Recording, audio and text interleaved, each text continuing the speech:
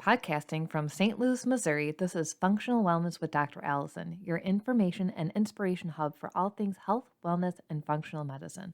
Your host, Dr. Alison DiBarto Goggin, has been practicing functional medicine for over 11 years. She is passionate about finding root causes and solutions for gut health, hormone balance, anxiety, and autoimmune conditions. Welcome to the show. Good morning. Good morning. It's Dr. Allison, and today we are talking about creating habits, staying consistent, what to do when you feel like you're not motivated. And that's what our April conversation has been about in our group all month. And so I hope you've been finding it a little bit helpful. So I wanted to share a little bit more tips and tricks that I do, maybe give you some new ideas, some motivation, some maybe a little bit of inspiration, and help you just keep continuing on with what you're doing. Because I know that it's really hard to get started with a habit that you want to create, and it's even harder to keep going. So we're going to talk about why as well. So before I jump in, I'm going to skip ahead in my notes. I really like the 1% Rule by Tommy Baker. It's a fantastic book. You'd probably also like Atomic Habits. I'm reading that one as well. They're all very similar. And what I like about what they talk about is that most people are going for these really, really big goals. And it's actually really hard to do that, right? And so up until maybe last year, I would set out my big goals. I'd do reminders, I'd do affirmations, and it'd just be always in my face. But they were so big that I got lost in the day-to-day, and I would get really frustrated and give up and feel like quitting all the time. Things about my health and my weight and my workout and my business and finances and relationship, like all of it, right?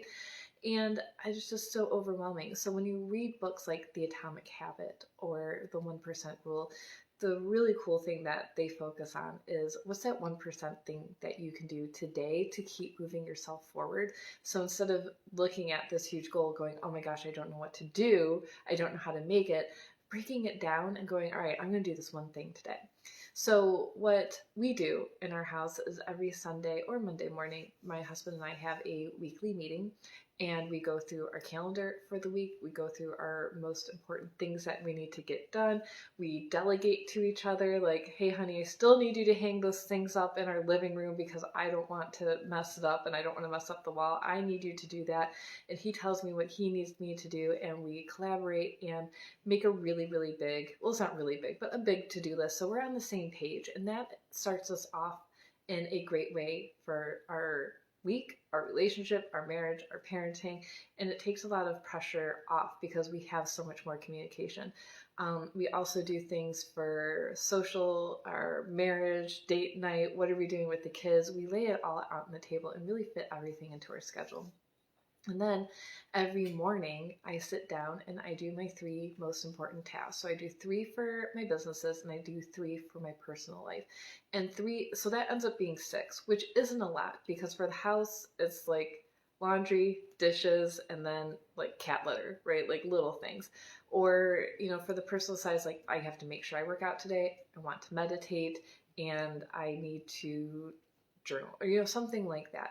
And then on the business side, of course, is my business projects. So I used to have a sheet of things that I needed to do every single day, and that sheet had about 100 things on it to make sure that I was doing. And it was great for the first week. It was motivating. I loved it. And then the 6th or the second week, I just felt like throwing it out, and I did, because it was just so much pressure. So really getting down to the 3 most important tasks that you can do today to get yourself into those habits helps so much. So a couple weeks ago when I started this again, right, because I've done this before, I had to redo it again. Like I said, I had workout, meditate, and something else for myself on there. And because I started doing those things every single day and they were my most important tasks, those are now not my most important tasks because they are my daily habits. So I don't even write them down. And then after my 3 most important tasks, I still look at my to-do list because that way it helps keep me focused. It helps me understand where I'm headed, and it keeps me just moving forward. So when I start feeling like, wow, my health isn't changing or I'm not getting stronger or something, like all of these things that I'm worried about, I know that every day I'm making progress for it. So my next on my list was, those tiny habits, that 1% rule. And stop stressing about the big goals. If you're not a big goal person, it's okay to step back and go, all right, I'm going to do these little things. It's helpful to know where you're headed, of course, right? So think about what that next step is for you. And some people want to jump way ahead and be like, all right, in 10 years, this is my big audacious goal. And sometimes that's just too much.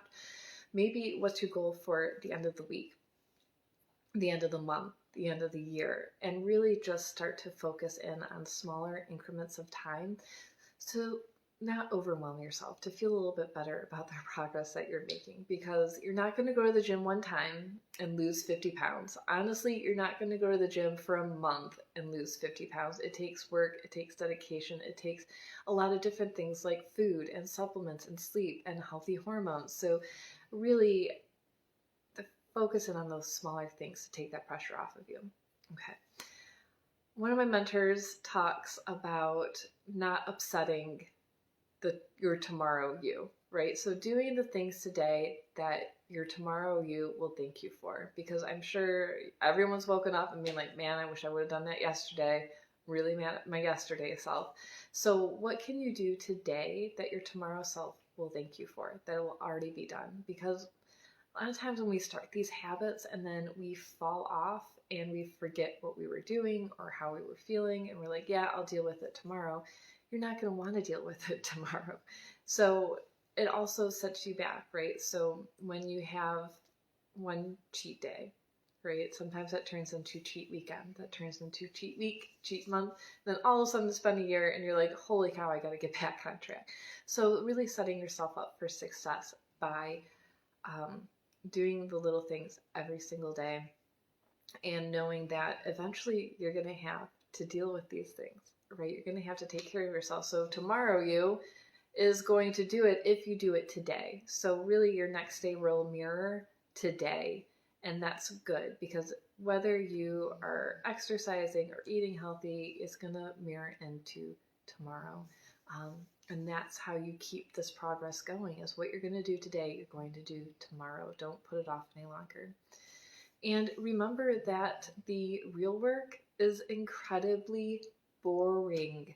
There is nothing sexy or exciting about meal prepping or working out every single day. And you know, that first week, right, it feels good, you're excited to do it, and then that next week you're like, oh yeah, this again. Oh yeah, this again. Okay, I'm so sick of working out and eating healthy. I just want to take a break.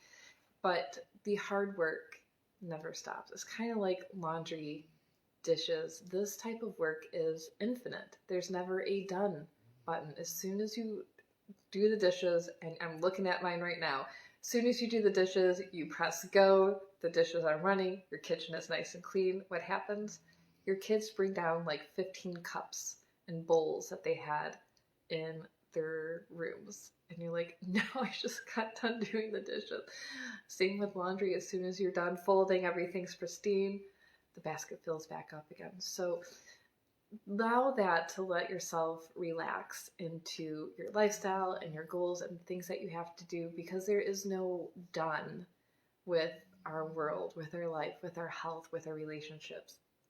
So one thing that might help you overcome this is tracking your progress and making these to-do lists. There's nothing better, in my opinion, than crossing off your to-do list. So this morning I did my journaling, I had my breakfast, I worked out, I took my supplements. I was like, I need to cross this off because I feel really good about doing this for me. So make your morning schedule, cross things off. If that helps motivate you and keep you on track, instead of going, oh yeah, I gotta do this. Every day, get some scrap paper, get a journal, get a habit tracking journal. There's tons of them. They're at Michael's, they're at Target, they're at Walmart. You can make your own.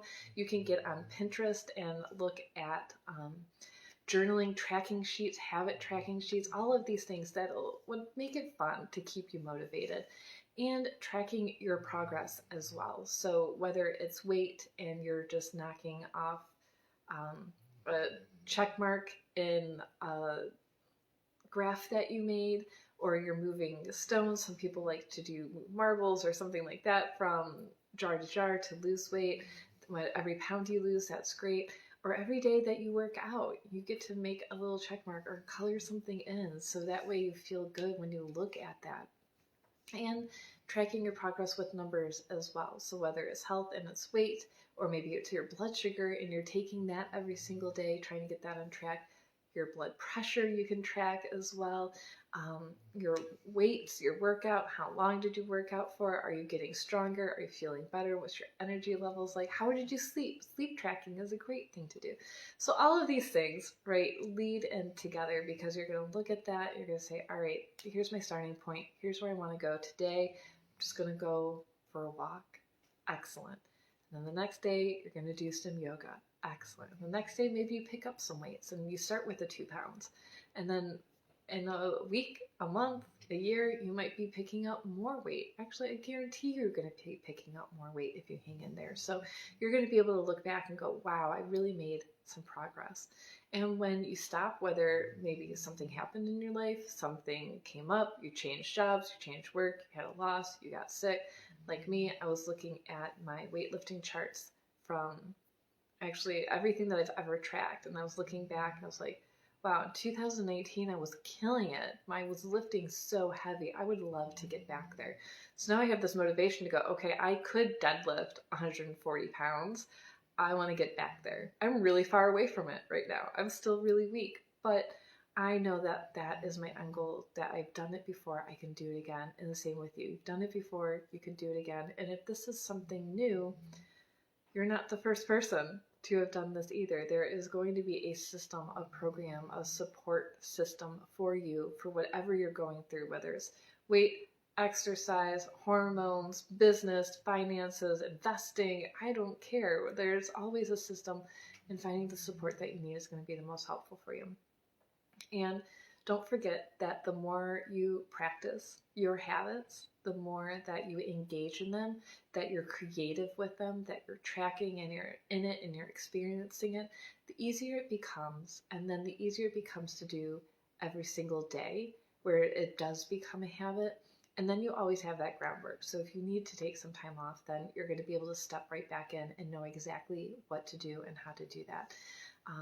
And same with like eating sugar, right? I have this conversation a lot. When people quit sugar, it's really, really hard for that first week, sometimes even longer.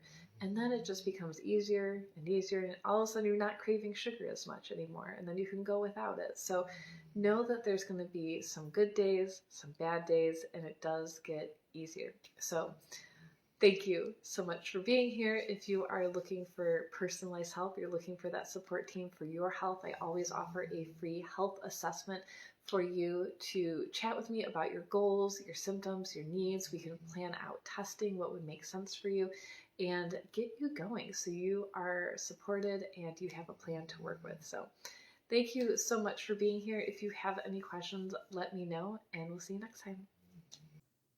Thank you for listening to Functional Wellness with Dr. Alison. If you would like personalized care and testing, you can schedule a free introductory consult with Dr. Alison online at Little Black Bag Medicine or message us on Facebook at Little Black Bag Medicine. Thanks for tuning in, and we'll see you next week.